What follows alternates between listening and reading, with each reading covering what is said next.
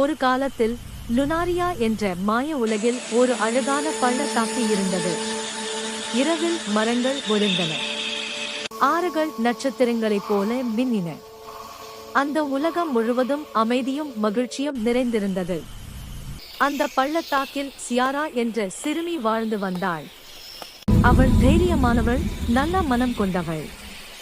மாய வனங்களை ஆராய்வது அவளுக்கு பிடித்தது. அன்று மாலை அவள் தனியாக வனத்தின் உள்ளே நடந்து சென்றாள். அந்த நேரத்தில் ஒளிரும் நீல பட்டாம்பூச்சிகள் சில பறந்து வந்தன. சியாரா அவற்றை ஆச்சரியத்துடன் பார்த்தாள். அவை செல்லும் பாதையை அவள் பின்தொடர்ந்தாள். அந்த பாதை அவளை இன்னும் ஆழமான வனத்திற்குள் அழைத்துச் சென்றது. திடீரென ஒரு மறைந்த குகை சியாராவின் முன் தோன்றியது. குகையின் உள்ளிருந்து ஒளி வெளியே வந்தது. சியாரா பயப்படவில்லை. ஆச்சரியத்துடன் அவள் குகைக்குள் சென்றாள்.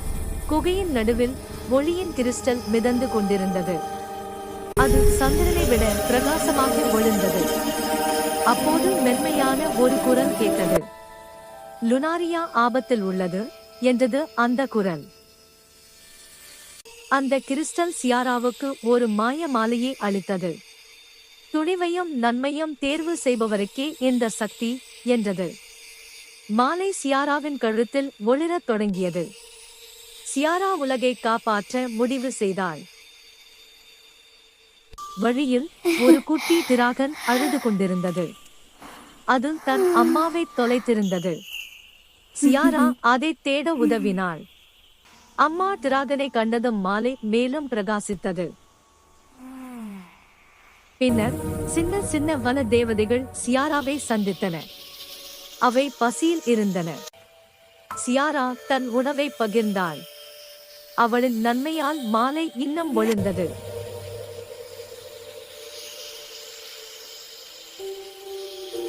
சியாரா நிழல்களின் மலைக்கு வந்தாள். அங்கே பயத்தின் புகை உலகை மூடிக்கொண்டிருந்தது.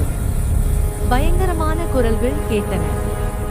ஆனால் சியாரா தைரியமாக நின்றாள்.